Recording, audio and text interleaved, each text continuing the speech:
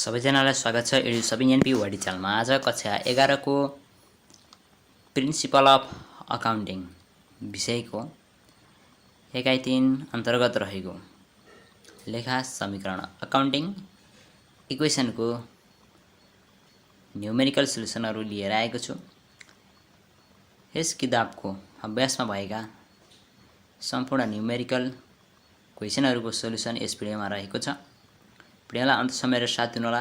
Video कस्तो लाग्छ सुझाव सल्लाह र प्रतिक्रिया दिन नभुल्नुहोला।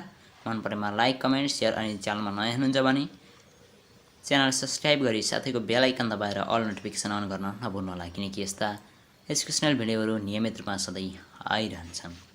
अब भने ढिला नगरी भिडियोमा सुरु गरौँ।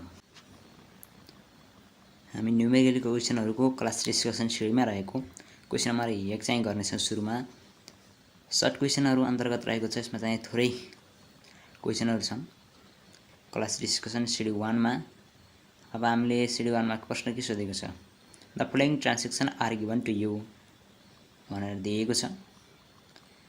अब सुरुमा छ registered business with RS 2 lakh, purchase goods on cash for RS 1 lakh, sold goods on cash RS 40,000 भनेर दिएको छ। रिक्वायर्ड अकाउन्टिङ इक्वेसन भनेको प्रश्नले भनेको छ हामीलाई अकाउन्टिङ इक्वेसन तयार गर्नुहोस् भनेर 3 वटा प्रश्न दिएको छ।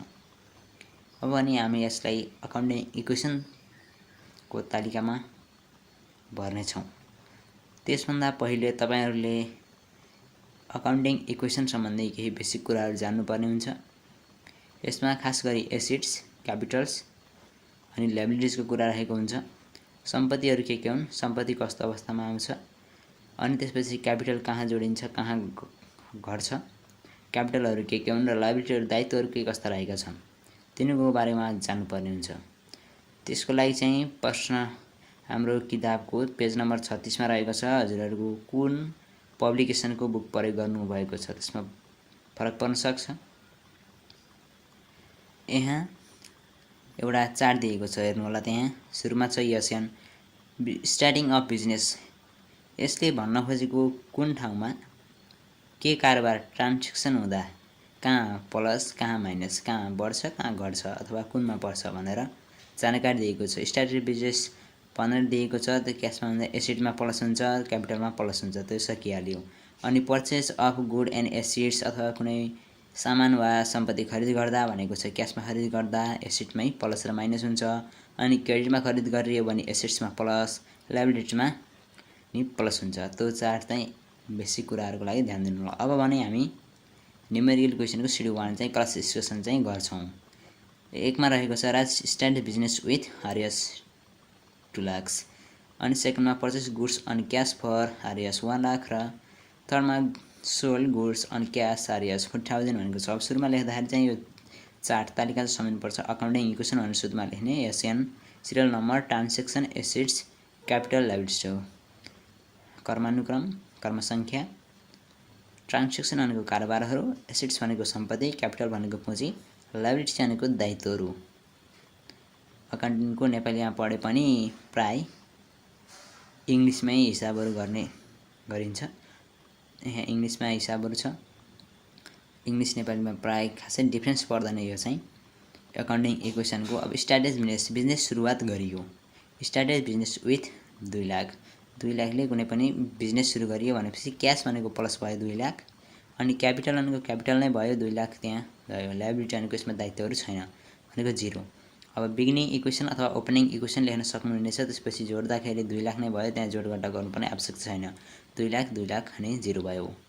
अनि त्यसपछि पर्चेस गुड्स भनेको सामान खरिद गरियो। सामान खरिद गर्दा गुड्स प्लस हुन्छ, किनकि पर्चेस सामान गरियो, कुनै पनि सामान खरिद गरियो भने सामान हामीकोमा आउँछ भने त्यो आएको सामान प्लस हुन्छ। हामीले उधारमा दिएको भयो त्यो क्रेडिट र क्याश नगद दिएको छ भने क्याश माइनस हुन जान्छ। क्याश त्यहाँ माइनस 1 लाख भएको छ भनेको ट्रान्ज्याक्सन बराबर भयो। एसेट्स, क्यापिटल, लायबिलिटी बराबर हुनुपर्छ। Assets equal to capital plus liability, पुँजी र दायित्व जोड्दाखेरि सम्पत्ति बराबर हुनुपर्ने हुन्छ। अनि न्यू इक्वेसन छ 2 लाख, अनि त्यसपछि क्यापिटलमा 2 लाख भयो, लायबिलिटी 0 भयो, त्यो मिल्यो। अनि थर्डमा छ sold goods on cash. Sold goods भनेको सामान क्याशमा बिक्री गरियो। बिक्री गर्दाखेरि गुड्स भनेको हामीसँग भएको सामान त्यहाँबाट हाम्रो व्यवसायबाट बाहिर गयो, माइनस भयो। माइनसलाई ब्राकेट अथवा माइनस चिन्ह युज गर्न सकिन्छ।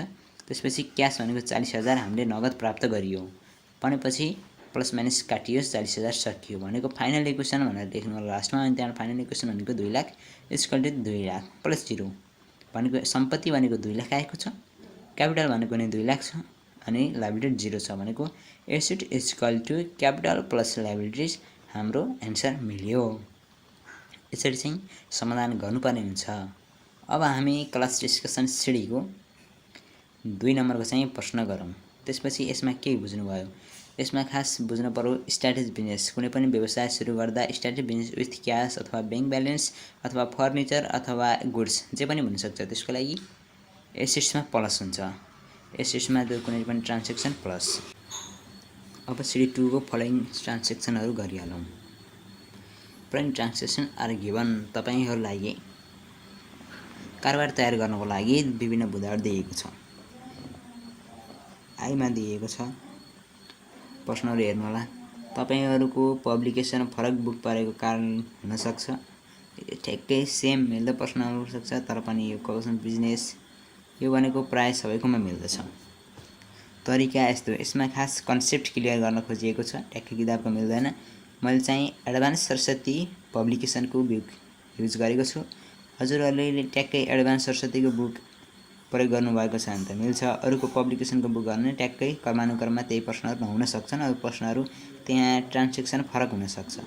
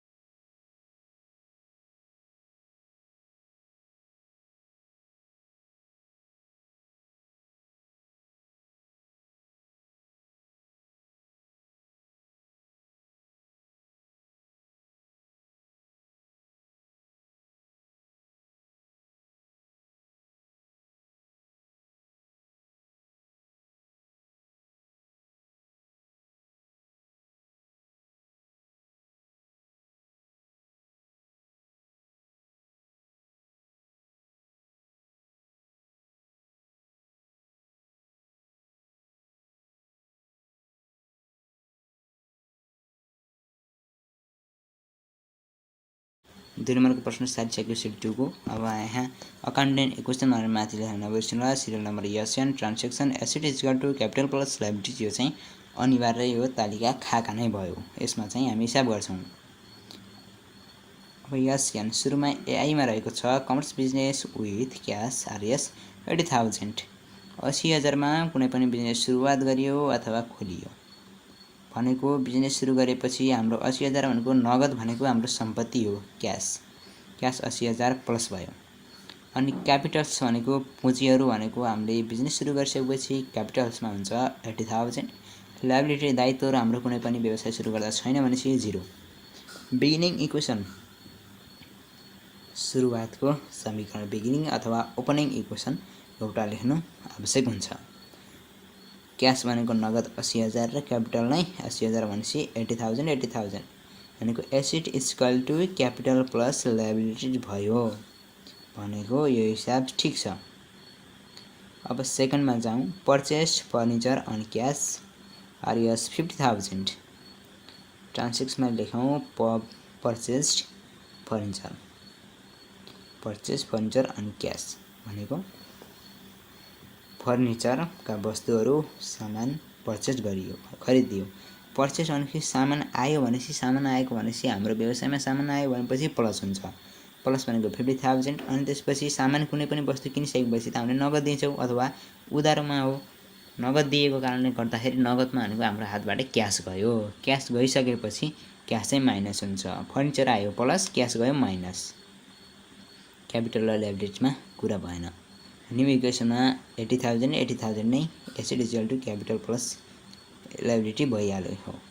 अब थर्डमा छ sold furniture on cash RS 20,000। Sold furniture भनेको फर्निचर बेचियो अन क्यास, नगद लिएर फर्निचर दिइयो। फर्निचर भनेको यसबाट हाम्रो चाहिँ व्यवसायबाट फर्निचर गयो भनेको माइनस। यसमा माइनसलाई ब्राकेट अथवा माइनस चिन्ह लेख्नुहुन्छ भने 20,000 गयो, फर्निचर 20,000 को फर्निचर गयो, अनि क्यास भनेको 20,000 आयो, नगद प्राप्त भएको कारणले क्यास प्लस भयो एसेटमै, भनेको यसको ट्रान्ज्याक्सन सकियो। यति नै हो फाइनल इक्वेसन भनेर लेख्नु होला। भनेको 80,000 को हाम्रो एन्सर भयो। 80,000 भनेको capital plus liability equal to asset गरेर सिडी 2 को पनि यहाँ सकिसकेको छ। अब लागौँ हामी यसै गरी यो सकियो, हिसाब मिल्यो सिडी 3 अन्तर्गत। सिडी 3 मा प्रश्न रहेको छ, you are provided the following information भनेको सूचनाहरू दिएको छ, त्यसको आधारमा चाहिँ हामीले अकाउन्टिङ इक्वेसन तयार गर्नुपर्ने हुन्छ। केही नबुझेको अथवा केही प्रश्न छ भने कमेन्ट गर्नु होला, कमेन्ट बक्स सधैँ खुल्ला हुन्छ। यसमा 3वटा भिडियो गरिएको, 3वटा क्वेसनहरू गरेको छ, त्यस कारणले विस्तृत रूपमा अझै धेरै भिडियोहरू आउँछन्। तपाईलाई कस्तो ट्रान्ज्याक्सनहरूको के चाहियो कमेन्ट क्वेसनमा कमेन्ट गर्न सक्नुहुन्छ। क्वेसनहरू तपाईले नबुझेको खण्डमा कमेन्ट गर्नु होला, स्पष्टसँगले बुझाउने छु। अब सुरु गरौँ है त। आइमा कमर्स भनेको बिजनेस, जहिले पनि 1 मा बिजनेस सुरुवात गरेको नै प्रश्न राखेको छ। एसेट्स भनेको हाम्रो यसमा चाहिँ ब्याङ्क ब्यालेन्सबाट बिजनेस सुरु गरेको छ। ब्याङ्क ब्यालेन्स भनेको पनि हाम्रो सम्पत्ति हो, त्यस कारणले 1 लाख त्यहाँ प्लस भयो, क्यापिटल भनेको पुँजी पनि त्यही प्लस भयो, लायबिलिटी इक्वल टु 0 छ। अब बिगिनिङ इक्वेसन, बिगिनिङ इक्वेसनमा 1 लाख इक्वल टु 1 लाख भयो।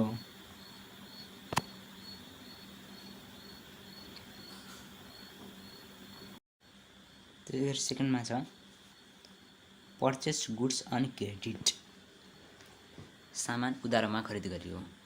अब कुनै पनि सामान उधारोमा खरिद गर्दाखेरि लायबिलिटी भनेको दायित्व हुन्छ। हामीले सामान खरिद गरिसकेपछि हामीले त्यो रकम पछि तिर्नुपर्ने हुन्छ।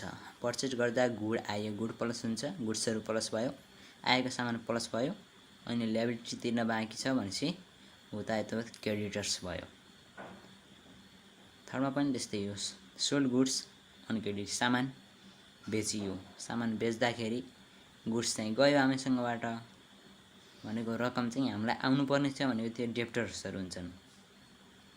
डेप्टर्स भनेको चाहिँ प्लसमा हुन्छ, त्यो थर्डको त्यही हो। बाँकी केही सुझाव सल्लाह तथा जिज्ञासाको लागि कमेन्ट बक्स खुल्ला छ, कमेन्टमा गएर कमेन्ट गर्नु होला। भिडियो राम्रो लागेको छ भने भिडियोलाई लाइक गर्नु होला, च्यानललाई सब्स्क्राइब गर्न नभुल्नु होला। अब भने फेरि हामी पार्ट 2 भिडियोमा फेरि नयाँ हिसाब तथा तपाईहरुको सुझाव सल्लाह र जिज्ञासालाई समेट्दै बनाएको भिडियोमा भेट हुनेछौँ। यो भिडियोलाई अन्त्यसम्म हेर्नु होला।